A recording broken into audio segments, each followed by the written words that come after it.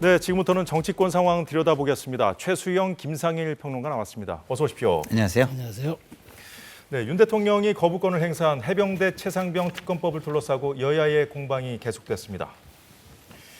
자, 최수영 평론가께 먼저 여쭤볼까요? 자, 어제부터 여야가 쏟아내는 그 핵심 표현들을 좀 정리해보면 서로를 향해서 헌법을 위반하고 있다 이렇게 얘기를 하고 있어요. 근데 저는 그 특검에 대한 국민 여론이 높고 그다음에 민주당이 민심에서 총선 민심에서 확인됐다 이 얘기는 제가 동의하는데 이게 왜 저는 그 말하자면은 헌법에 대해 보장되어 있는 거부권을 그렇게 표현하는지 좀 모르겠어요. 저는 이건 그렇게 대통령이 어쨌든 정책과 어떤 사안에 대한 법률적 판단을 충분하게 제2요구권으로 보장된 것을 행사하는 건데 그걸 가지고 이게 무슨 탄핵 요건까지 얘기하는 건 전 나가도 너무 나갔다고 봐요. 그러니까 그것으로 인해서 민심의 심판을 받을 거고 어찌됐건 윤석열 대통령의 국정 운영에 부담이 될 것이다. 그 얘기는 제가 동의하는데 이걸 가지고 탄핵 요건이 되고 탄핵이 될 수 있다. 아니 대통령이 자기의 주어진 헌법의 권한 테두리 내에서 행사했던 적법했던 그 권한을 어떻게 탄핵이라고 운운합니까? 저는 민주당이 22대 국회를 앞두고 서로 간에 이제 협치 모드가 조금 지금 진행되는 이런 상황에서 이렇게 정말 그 극단의 정치를 가자는 거는 22대 국회가 정말 정쟁의 소용돌이 그다음에 극단의 정치에 그냥 정쟁화되는 그런 것으로 가는 정말 그 신호탄이기 때문에 저는 이런 표현을 자제해줘야 된다고 보고 우리가 탄핵이라는 말은 사실 우리 트라우마도 있지 않습니까? 그렇기 때문에 정치권에서는 탄핵이라는 게 극단의 표현 그다음에 정말 이렇게 그 하지 말아야 할 금도를 넘는 표현을 이렇게 일상화의 언어로 사용하는 거 전 이것은 조금 배제해야 되지 않을까 그런 생각이 듭니다. 말씀하신 대로 이제 총선 이후에 총선에서 대승을 거두면서 이제 민주당이 이 총선 결과 민심 그 총선 결과를 통해서 드러난 그 민심이 국민의 요구다라는 표현을 요즘 계속 하고 있는데 거부권을 행사하지 말라는 것도 국민의 요구라고 하고 있거든요. 그렇죠. 총선 민심 좀 아까 우리 최수영 평론가님께서 말씀하셨잖아요. 총선 민심은 선거의 결과입니다. 대통령이라는 자리도 선거의 결과죠. 근데 대통령께서 선거의 결과를 부인하시면 자기 정체성, 정통성을 부인하는 거예요. 저는 그래서는 안 되신다고 보고요. 그리고 이게 뭐 헌법 정신에 위배되기 때문에 거부할 수밖에 없다 이렇게 말씀하시는데 저는 그렇지 않다고 봅니다. 우리나라 헌법의 제1조 1항이 뭡니까? 대한민국은 민주공화국이다. 2항이 뭡니까? 모든 권력은 국민으로부터 나온답니다. 국민들이 이미 지금 수사 상황이나 모든 거에 대한 불신을 이야기하고 있고 불신하고 있고 불신하기 때문에 총선에서 심판으로 그것을 보여주셨어요. 그러면 그 민심을 받드는 게 헌법 정신입니다. 근데 그 근간 위에서 모든 권력이 나오는 건데 이건 무시하고 그 위의 권력을 쓰시겠다, 활용하시겠다? 이건 저는 맞지 않다고 봐요. 물론 민주당이 탄핵하는 것도 저는 맞지 않다고 봅니다만 그러나 이런 식의 대통령의 모습은요. 국민으로부터 하야 요구가 나오게 할 가능성이 저는 충분하다. 이런 우려가 듭니다.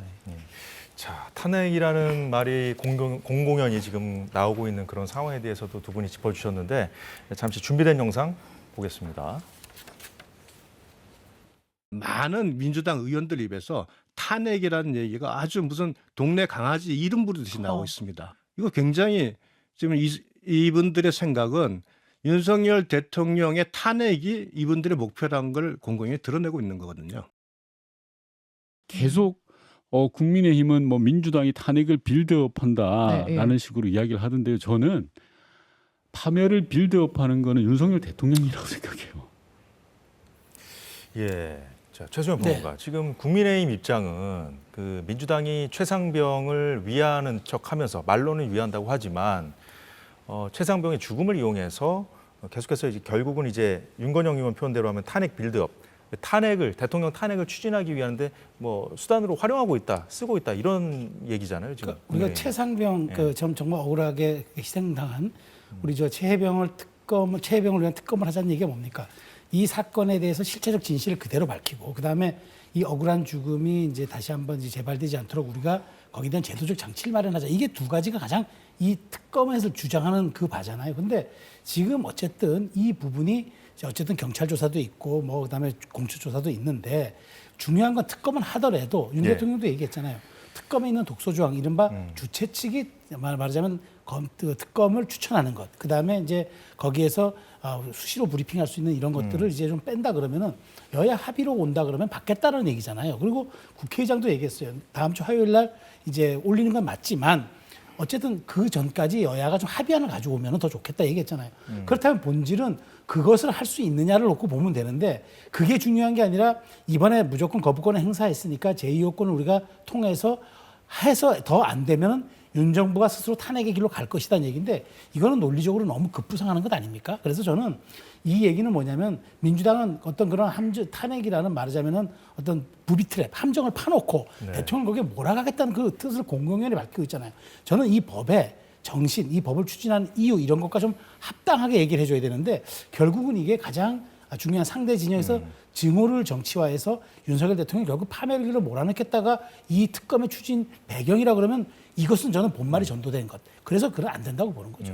지금 말씀하신 게 독소 조항을 네. 좀 빼서 하면 좀 뭐 협상해보지 않겠느냐 이렇게 네. 여권에서 만약에 나온다면 네. 민주당이 좀 받아들일 수도 있다고 보십니까? 그러니까 실제 진짜 얘기하는 목적이 이제 진실 규명이 맞다면 네. 할 수 있는 거 아닐까요? 뭐 공정성을 담보할 수 있는 합리적인 제안이 나온다면 그거 왜 못 받아들이겠습니까? 근데 지금 자꾸 이 수사가 불신을 쌓아가고 있기 때문에 이렇게 불신이 되는 상황에서 우리가 어떻게 믿냐, 우리가 믿을 수 있는 사람으로 수사 검사를 해야 되겠다, 특검을 해야 되겠다 이렇게 나오는 거거든요. 그러면은 그거는 공격하는 입장에서는 조금 과하게 공격할 수도 있잖아요. 그럼 방어하는 쪽에서 그것이 문제 있다고 생각하면 대안을 내놓으셔야죠. 어떻게 공정한 검사를 할 것이냐. 왜? 지금 불신이 또 어디서 비롯되는 거냐면요. 여러 명을 추천하면 대통령이 한 명을 고르게 돼 있습니다. 근데 여권에서 만약에 추천을 하게 된다. 그럼 여권 인사를 고를 가능성이 높다고 판단하지 않겠어요? 그러니까 그러면 여권은 안 내겠다. 대신에 당신들도 내지 말고 그러면 제3의 정말 공정한 대로 우리가 고민해보자. 함께 모여서. 중립지대에 있는 사람을 그렇죠. 좀 찾자 이런 해가지고 뭐 중립지대 배심원단을 꾸려가지고 하든 뭐 이렇게 거기에다가 리스트를 넘겨가지고 거기에서 토론해서 하게 하든 뭐 이런 합리적인 대안을 가지고 얘기를 해야지. 이게 무조건 독소 조항이니까 안 된다. 이렇게 얘기하는 거는요. 안 하겠다는 거죠. 국민들은 하라고 하는데 어떻게든 할 수 있는 방법을 찾아서 대안을 마련을 해야지. 그거를 이거는 지금 잘못된 거니까 안 할 거야. 이렇게 하는 자세부터가 첫 단추를 잘못 끼우는 거다. 만약에 대통령께서 입장을 좀 바꿔주신다. 이러면은요, 국민들이, 여기는 바꿨는데 민주당은 계속 왜 저래? 이렇게 될 겁니다. 그럼 어떻게 되죠? 선순환의 고리가 되는 거예요. 근데 아예 대통령께서 처음부터, 이건 아니야. 라고 하니까 악순환의 고리가 되는 겁니다. 전혀 움직이지 않네? 그럼 우리가 더 세게 할 수 있는 걸 찾아야 되겠네? 이런 식으로 가는 거죠, 지금. 예, 그런데 다른 각도로도 좀 네. 봐야 될 것 같아요. 이제 뭐냐면 아까 말씀하셨듯이 네. 자꾸 야권에서 네. 자꾸 대통령을 탄핵하네 마네 네. 자꾸 이런 얘기가 네. 나오니까 네. 상대방 입장에서는 네. 좀 하고 싶어도 조금 네. 하기 어려워지는 그런 상황도 있다고 볼 수 있지 않을까요? 근데 그게 우리가 항상 공식 입장과 개인의 입장들을 얘기하잖아요. 아직 당의 공식 입장이 아닙니다. 몇몇 좀 약간 튀는 의원들이 개인적인 이야기를 하는 거예요. 근데 당 최고위 회의 같은 데서 네. 예를 들어서 뭐 탄핵 열차에 시동을 걸었다라든가 네. 뭐 박용진 의원 같은 경우는 뭐 이건 뭐 공식적인 건 아닙니다만 뭐 탄핵으로 가는 길, 뭐 네. 스스로 뭐 탄핵으로 가는 길을 열었다 네. 뭐 이런 취지의 글을 네. 올렸는데 네. 그래도 어떤 정청래 최고위원 정도 네. 되는 인사가 네. 당 최고위에서 네. 발언을 했다면 네. 이건 뭐 공개적인 걸로 봐도 되지 않을까요? 근데 저는 정청래 최고는 조금 저는 다르게 봅니다. 왜냐하면 그분은 지금 강성 지지층을 자기 팬덤으로 만들고 싶어하는 욕구가 굉장히 강하시고 다음 당권에 뭐 예. 이재명 대표 다음을 얘기하는 거예요. 바로 다음이 아니라 이재명 당대표 다음 당대표를 본인이 하고 싶어하는 욕구가 강하신 분이다 보니까 저는 예. 그런다고 보는데 그것이 모아져 가지고 당의 공식적인 입장이 되는 것은 저는 아니다고 보고요. 그리고 정청래 최고의 그 말이 사전에 협의가 된 이야기라고도 저는 생각하지 않아요. 그렇기 때문에 저는 공식 입장이 아니라고 보는 거고요. 예. 그리고 지금 윤건영 의원이 얘기한 거를 네. 탄핵 빌드업이라고 했다고 하는데 이건 좀 바로잡을 필요가 있습니다. 여기 정확히 아까도 워딩 화면에 나왔지만 파멸을 스스로 빌드업한다는 거예요. 파멸을. 그게 무슨 얘기냐면 국민의힘이 그렇게 얘기를 한다 하고 식으로 있다는 했다는 거죠. 거죠. 예, 예. 그런 국민의힘이. 뜻으로 이제 그리고 이제 정청래 최고위원 네. 얘기 말씀해 주셨습니다만 뭐 협의가 됐는지 안 됐는지는 좀 저희가 좀 확인이 필요한 부분이고 자 이렇게 강성 팬덤의 지지를 얻기 위해서 대통령 탄핵을 거론을 하고 있는 거라면 이거는 좀 여당 입장에서 봤을 때 좀 문제 제기를 할 수 있는 부분 아니겠어요? 지금 저 김평론가에서는 개인의 입장이라고 그랬는데 수석 최고위원이 아무리 그렇다도 개인의 입장은 아니죠. 그거는 당 지도부의 넘버 서열 2위인데. 뭐 SNS를 통해서 한 것도 아니에요. 아니, 이게. 그러니까 그거는 저는 제가 보기에 저는 그랬잖아요. 우리가 바로 지금 직전 교훈을 잊고 있어요. 뭐냐면 지난번 우리가 이태원 참사 특별법 어떻게 했습니까? 그 독소 조항에 대해서 서로가 한 발씩 양보하지 않았습니까?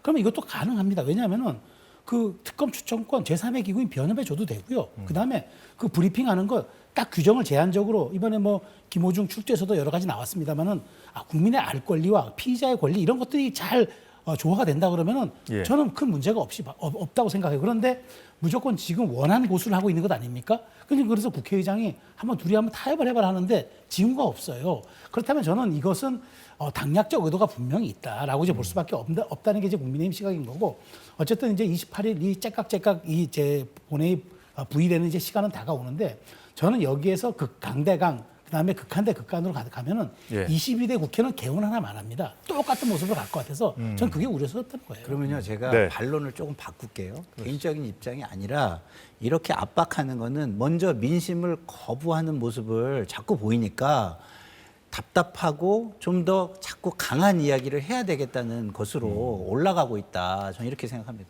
예. 자, 지금 이제 28일 날 본회의에서 표결에 붙이겠다는 입장을 김진표 국회의장이 오늘 밝혔거든요. 자, 먼저 국민의힘 상황을 보면요. 단일 대우를 강조하고 있습니다.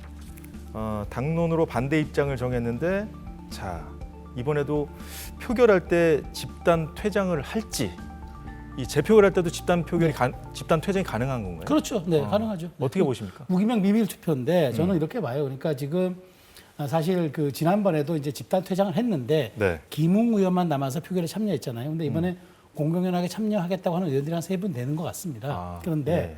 지금 또 박주민 민주당 의원은 그럼에도 불구하고 자기가 또 7, 8분 접촉하고 있다 그래서 많게는 10표까지 가능하다는 이런 정치권의 전망이 나오는데 저는 이번만큼은 그래도 국민의힘이 그 여러 가지 상황을 놓고 보면은 아마 그 거부권, 그러니까 제2 의결권 다시 여기서 저는 되지 않을 걸로 봐요. 왜냐하면은 일단 기본적으로 아무리 그렇다 하더라도 국민의힘 모든 의원들이 예. 이번 표결에 따라서 올 수 있는 전국의 후폭풍을 다 알거든요. 그래서 이게 다시 이제 이번은 다시 사라지더라도 22대 국회 때 다시 발의해서 그 당시 정치 상황에서 저는 하는 거는 맞는데 그 선당 후사 최소한 당의 이름으로 그래도 국회의원을 달았고 이번에 낙천이나 낙선을 했었어도 당의 은혜를 잊고 당에 소속된 조직원으로 살아왔던 분이 이번만큼은 자기가 여기서 발을 뺀다 그러면은 이게 전국에 어떤 영향을 줄지는 뻔히 눈에 보면서 그러니까 이제 그렇게 하지 않을 걸로 좀 봐요. 그러니까 최상병을 위해서 뭔가를 정치권에서 해야 된다고 생각하는 분들도 그렇죠. 민주당의 특검법에는 동의하지 않는다는 건가요? 사실 또 과정과 절차에도 문제가 있었던 게 이거 22대 국회에서 하자는 얘기도 있었잖아요. 굳이 이번 21대 국회에서 해야 되냐 했는데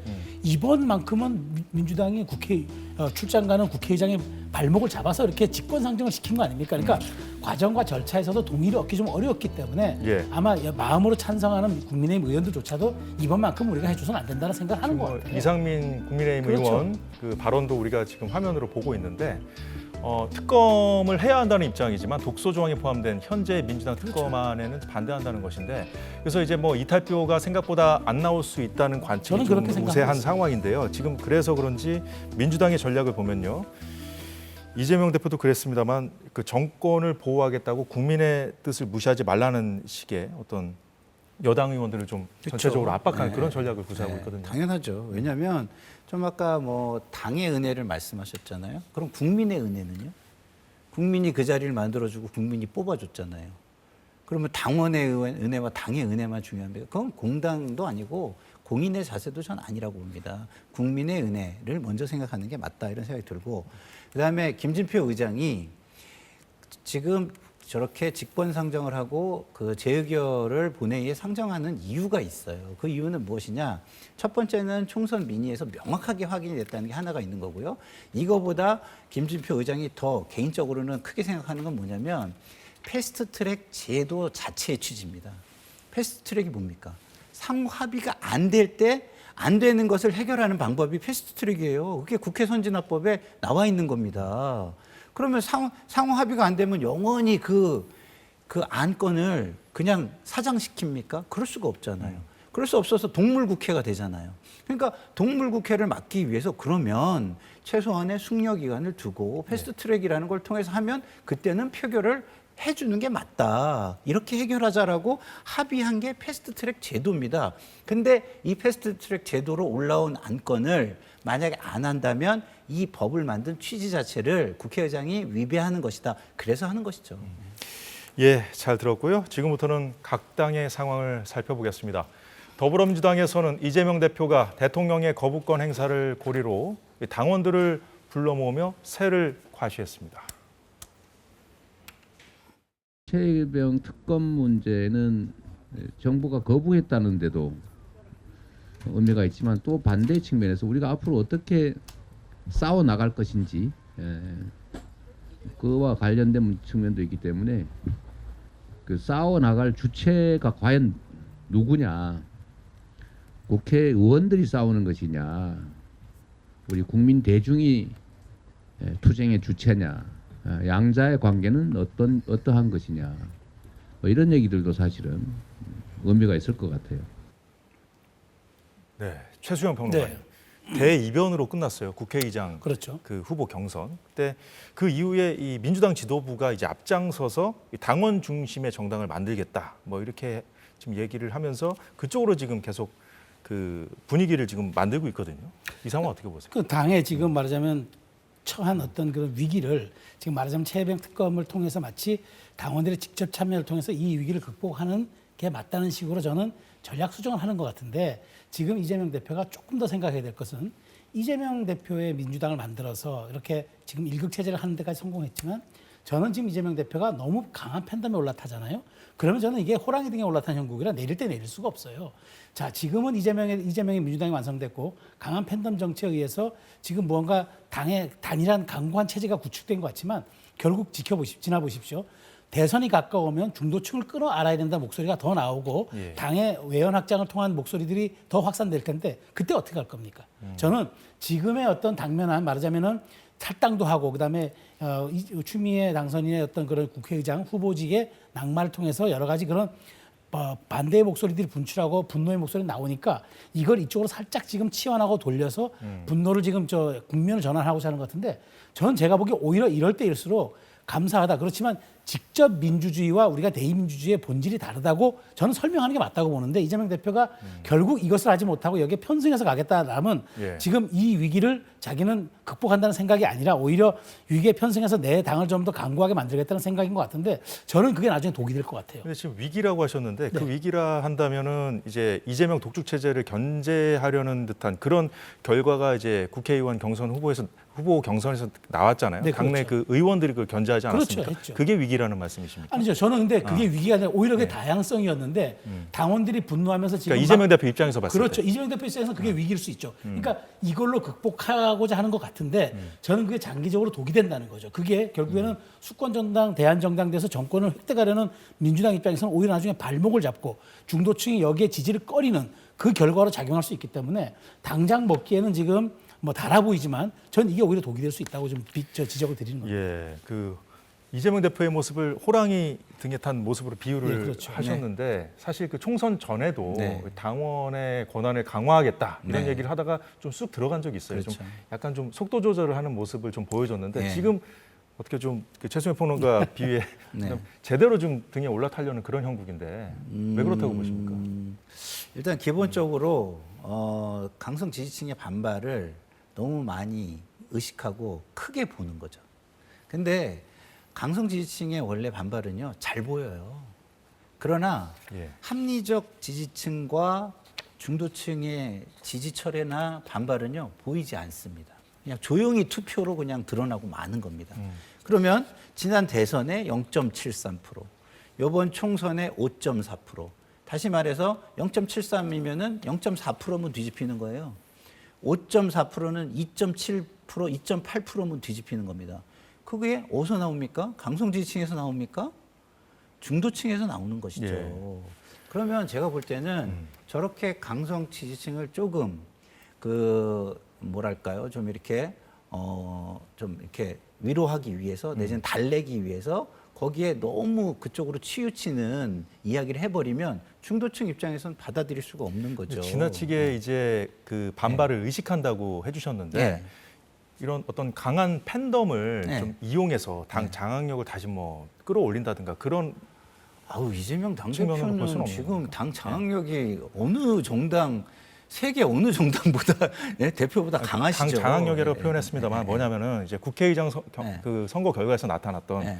그 의원들 네. 그 원심이라고 하죠. 의원들의 그 여론을 네. 그거를 좀 이렇게 일종의 어떤 경고성 그 메시지를 보내는 측면에서 좀 저는 이렇게 그렇게 이용하는 생각하지 측면은 없다고 않습니다. 보십니다. 저는 그렇게 네. 생각하지 않는 이유가 네. 일단은 기본적으로 의원 중에서 이재명 대표를 거스르는 사람은 저는 없다고 봐요. 오히려 의원들 장악력은 엄청 강하다고 봅니다. 예. 근데 이재명 대표가 지금 놓치고 있는 거는 강성 지지층 장악력이 약해요. 아 오히려 약합니까? 네. 강성 지지층 장악력이 약하기 때문에 음. 이재명 대표가 정성호 의원을 밀겠다고 해도 강성 지지층이 반발하고 미애로 합의발을 한 겁니다. 아, 그래서 결국 추미애로 합의를 봤다. 그렇죠. 근데 우원식 의원은 거기에 응하지 않았죠. 않았는데 예. 다른 의원들이 추미애 의원으로 가면은 이거는 문제가 생기겠구나. 과거의 경험들을 되살린 겁니다. 그래서 이번에 재선 이상급 의원들이 전부 다 반발을 한 거예요. 이거는 오로지 저는 개인적인 생각은요. 오로지 예. 추미애 의원의 부덕의 소치다. 이거는 이재명 대표의 지지와는 상관이 없다. 왜? 지지 방식은 지난번이랑 똑같았어요. 박찬대 의원 지지하는 방식하고 이번에 추미애 의원 지지하는 방식이 똑같았는데 왜 박찬대 의원은 되고 왜 추미애 의원은 안 됐을까요? 그것은 의원들의 경험치에 의한 것이다. 이렇게 저는 말씀드릴 수 있겠습니다. 자, 추미애 당선인에 대한 말씀을 하셨는데 추미애 당선인이 입을 열었습니다. 자, 욱하는 마음도 있었고 용서가 안 되기도 했다. 이거는 뭐 자신을 낙마시킨 동료 의원들에 대한 메시지로 해석되고 있는데 자, 이런 그 분위기를 좀 이게 뭐 자연스러운 상황이라기보다는 당 지도부나 뭐 추미애 당선인 같은 인사들이 지금 주도해서 좀 어떻게 보면 분위기를 좀 만들고 있는 형국인 거잖아요. 자, 그렇다면은 오히려 저 우원식 의원을 선택한 의원들과 좀 점점 또 강성당원들이 좀 멀어진다거나 좀 이런 식의 어떤 결과적으로 좀 갈라치기가 되는 그렇죠. 이건 당내 균열과 분열을 더 부추기는 메시지죠. 왜냐하면 저는 사실 그래요. 전당대회에서 당대표를 뽑고 최고위원 뽑는다? 거기에 당원 100%로 해야 된다? 저는 그거 동의합니다. 왜? 직접 민주주의 해야 돼요. 왜냐하면 당화의 주인은 당원이 맞습니다. 예. 그렇지만 우리가 국회의장이나 원내대표를 뽑는 건 다릅니다. 이거는 원내 전략에 관련된 문제고 원내라는 전문성이 있고 그다음에 국회의장이라는 상권 분립의 한 축을 우리가 뽑는 선거입니다. 그렇기 때문에 예. 이거는 당원이 직접 참여해서 직접 뽑으면 안 됩니다. 그렇다면 국회의원을 왜 뽑습니까? 우리가 국회의원을 뽑은 이유는 대의민주주의를 통해서 우리의 의사를 당신들이 대신 대변을 한 거 아닙니까? 근데 여기에 거기조차도 당원이 들어와야 된다. 추미애 의원은 이런 마음이 이런 거잖아요.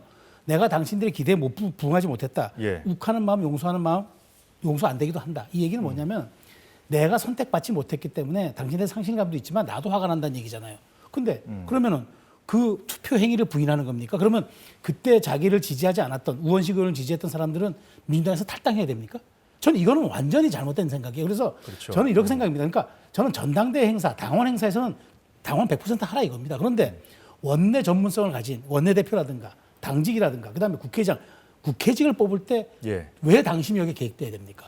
그 이미 그 위임한 권력들이 하고 있지 않습니까? 저는 민주당에 자꾸 이런 식으로 직접 정치에 편승하는 것은 이건 저는 정치학 이론으로도 중후 정치의 위험을 가져올 수 있기 때문에 저는 이거는 경계해야 된다고 봐요. 그런데 하여튼 지금 민주당이 지금 저는 심각한 균열 양상이 지금 계속되고 있다 이렇게 봅니다. 예, 시간이 별로 없어서 이제 국민의힘으로 네. 넘어가겠습니다. 국민의힘은 이 차기 대권, 이 당권 주자들 잠룡이라고 하죠. 잠룡들 간의 신경전이 이어졌습니다. 한동훈 전 위원장의 그 해외 직구 관련 발언에 오세훈 서울시장이 비판의 목소리를 냈고요. 이후 두 사람 간의 설전이 계속됐는데요. 자, 김상일 평론가. 네. 벌써 대권 싸움하는 겁니까? 벌써 대권 경쟁에 나서고 있는 것으로 보입니다. 그렇게 봐야 되는 겁니다. 예.